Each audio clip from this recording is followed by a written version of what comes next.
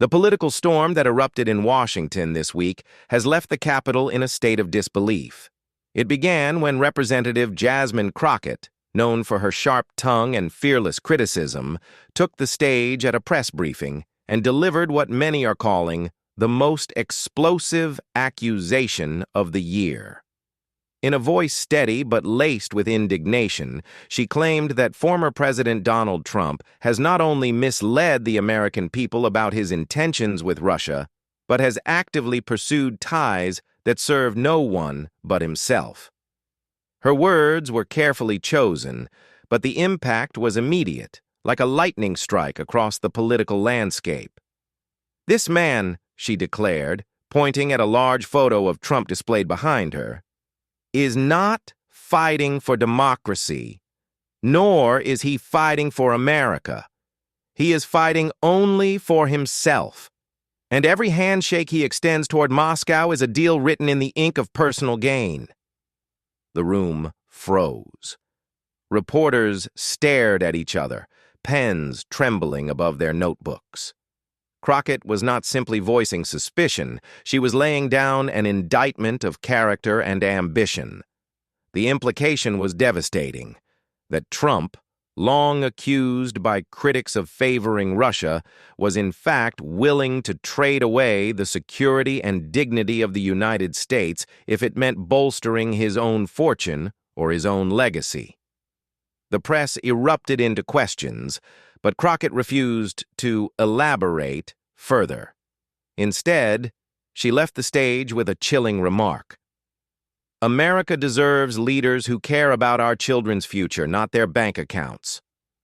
By the time evening newscasts hit the airwaves, Crockett's fiery words were everywhere. Social media platforms lit up with hashtags like Trump for himself and Crockett vs. Trump trending within minutes. Across living rooms, diners, and offices, Americans debated what they had just heard. Was this merely political theater, or was it the beginning of an unraveling that could shake the foundation of Trump's influence?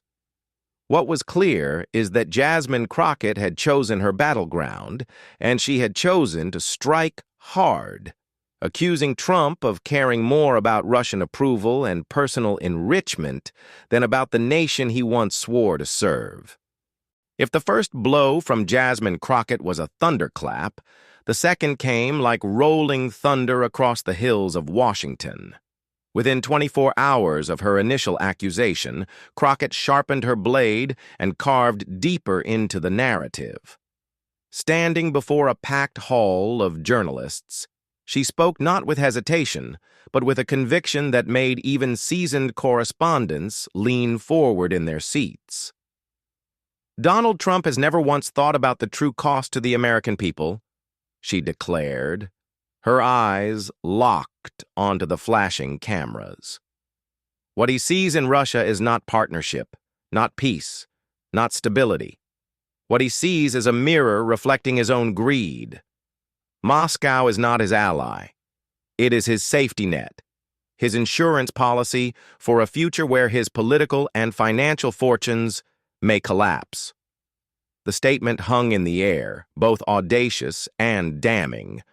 Crockett pointed to a series of incidents during Trump's presidency, moments where, she argued, his decisions leaned suspiciously toward Moscow's interests rather than America's. She stopped short of presenting classified documents, but she hinted at patterns visible to anyone willing to look. "When our allies were seeking reassurance, he turned cold," she continued. "But when Russia needed cover, he bent over backwards. That is not loyalty to America. That is loyalty to his own wallet and his own survival." Critics pounced immediately. Conservative commentators accused Crockett of slander, branding her remarks as little more than political theater. Yet the footage of her speech spread faster than any rebuttal could keep up with.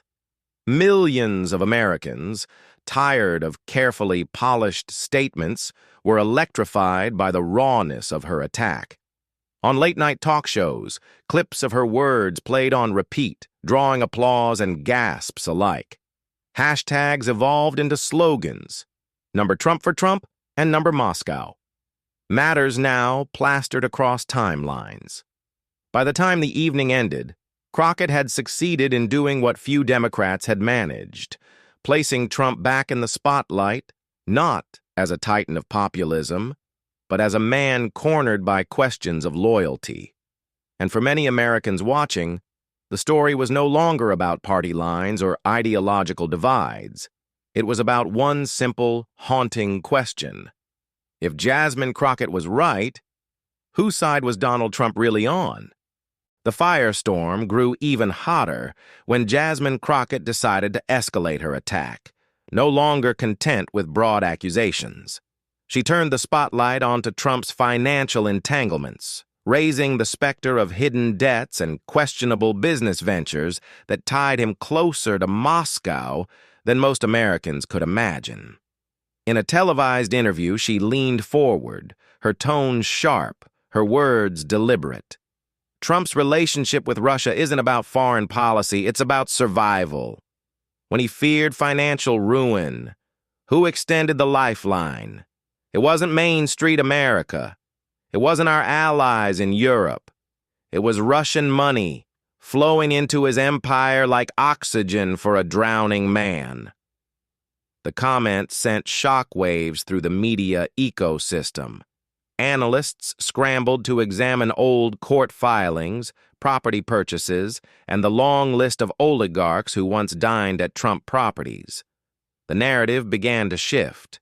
Where critics once dismissed Crockett as theatrical, now they debated the credibility of her claims.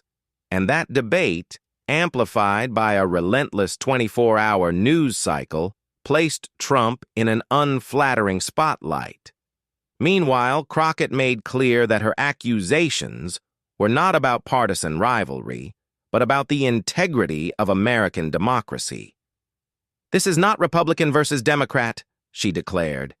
"This is Trump versus America. This is one man's ambition against the values we were raised to protect."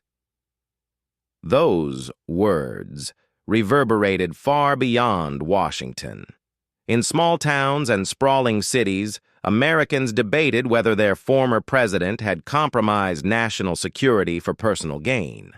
Supporters of Trump countered fiercely, branding Crockett's claims as baseless slander, an orchestrated smear campaign timed to coincide with the election season. But the harder they pushed back, the more attention her narrative received.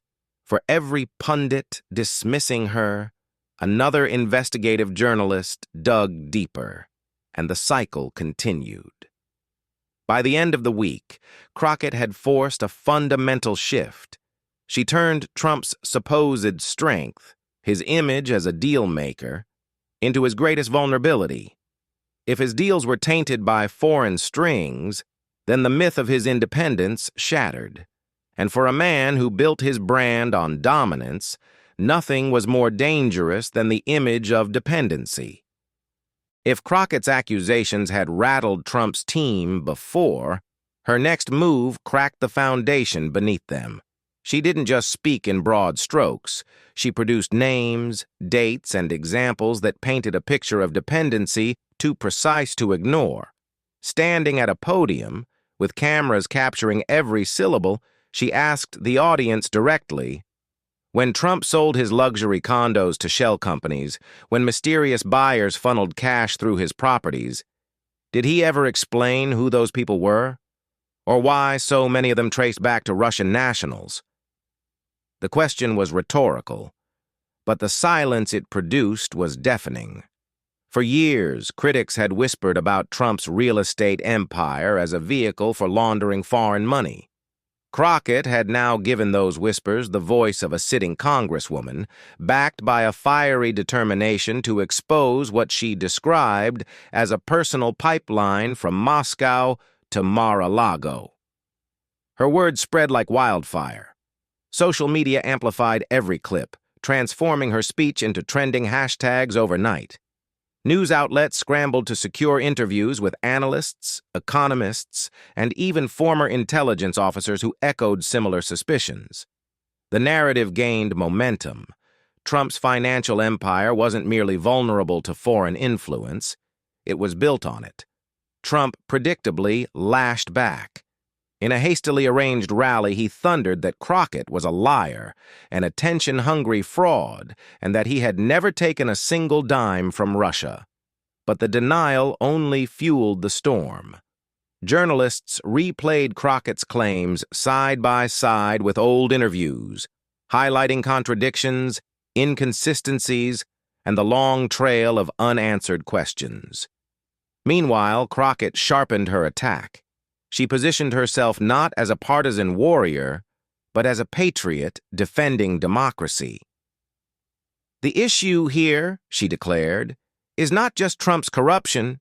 It's the danger of a leader who would sell out his country for personal gain. When foreign money buys influence in the White House, every American family pays the price." By reframing the debate in terms of national security and everyday consequences, she elevated her criticism beyond politics.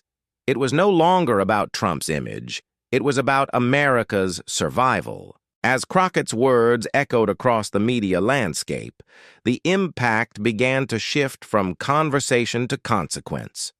Pollsters reported a sudden dip in Trump's approval ratings, particularly among independents who had once viewed him as a tough negotiator on the global stage. Now, confronted with allegations of personal enrichment tied to Russian interests, many began to question whether his foreign policy had ever been about protecting America or simply padding his own empire. In town halls and coffee shops, voters debated her claims with a new urgency. Some dismissed Crockett as grandstanding, but others admitted her arguments felt uncomfortably plausible. The power of her narrative wasn't just in its content, but in her delivery.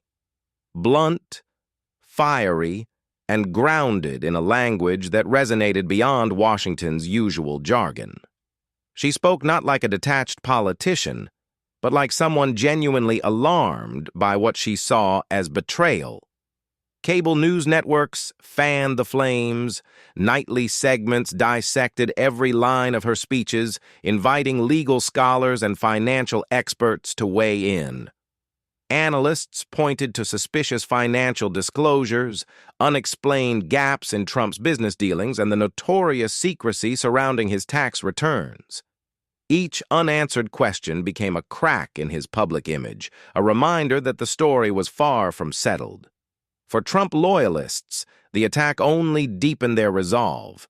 Rallies swelled with chants of fake news and witch hunt, yet the energy carried a hint of desperation, as if even they sensed the foundations of their movement were being tested.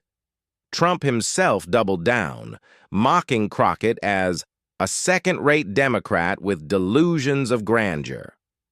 But her persistence and the viral spread of her message ensured she couldn't be dismissed so easily. Crockett understood the stakes. She framed her fight not as personal vengeance, but as a moral obligation. "When leaders put self-interest above national interest," she said in one televised interview, "it's not politics, it's betrayal. And betrayal demands accountability." The line struck like a hammer. For critics, it was a rallying cry. For Trump, it was a reminder that the narrative was slipping out of his control. By the time Crockett's accusations reached their crescendo, Washington was no longer treating them as mere sound bites. Journalists began filing formal requests for access to records, travel logs, business communications, and financial statements that could confirm or debunk her claims of Trump's covert dealings with Moscow. Committees in Congress, sensing public pressure, hinted at preliminary hearings. The mere prospect of subpoenas hanging in the air created a tension that rippled through both parties. For Trump, the danger wasn't just political, it was personal. His brand had long been built on the image of the shrewd negotiator, a man who could bend world leaders to his will. Crockett's narrative inverted that story, painting him as compromised, willing to trade America's stability for private gain. This wasn't the tale of strength his supporters clung to, it was one of weakness, and weakness was fatal in his world. Behind closed doors, aides whispered about damage control. Some urged him to attack harder, to frame Crockett as unhinged and desperate. Others counseled restraint, fearing that a ferocious response might draw more attention to the allegations. Trump's instinct, however, was to fight. He mocked her in rallies, dismissing her as nothing but a Democrat stooge with a big mouth. Yet each insult seemed to fuel her determination, giving her more airtime, more momentum. Meanwhile, Crockett gained unexpected allies. A handful of Republicans, disillusioned by Trump's dominance, began quietly applauding her bravery, even if they didn't endorse her outright. Former officials hinted on talk shows that they had long harbored concerns about Trump's strange affinity for Moscow. Their voices, combined with Crockett's relentless campaign, began to form a chorus impossible to ignore. The international stage added weight. European commentators picked up the story, warning that America's credibility was at stake if the allegations proved true. Allies expressed unease, questioning whether past decisions had been driven by national interest or personal entanglements. Through it all, Crockett remained unflinching. "This isn't about left or right," she declared. "It's about truth, and truth doesn't need permission. It demands recognition." Her words transformed the narrative from partisan squabble to moral reckoning. And in that shift, Trump found himself trapped in a battle he couldn't simply tweet his way out of. The final blow came not in the form of new documents or leaked tapes, but in the steady, unrelenting force of Crockett's words. Standing before a sea of cameras, she framed the moment as larger than a political feud. "Donald Trump," she said slowly, her voice sharpened to a blade, "isn't negotiating for you. He's negotiating for himself. Every handshake behind closed doors, every whisper in Moscow's halls, those aren't about securing peace or prosperity for America. They're about one man's ambition, his empire, his ego. And that truth terrifies him more than any investigation ever could." The silence that followed wasn't passive. It was electric. Commentators scrambled to fill the void, but the weight of her declaration echoed beyond the stage. For Trump, it wasn't just about countering claims. It was about the erosion of his myth. His image as a fearless deal-maker now collided with the idea of him as a pawn, trading national security for personal advantage.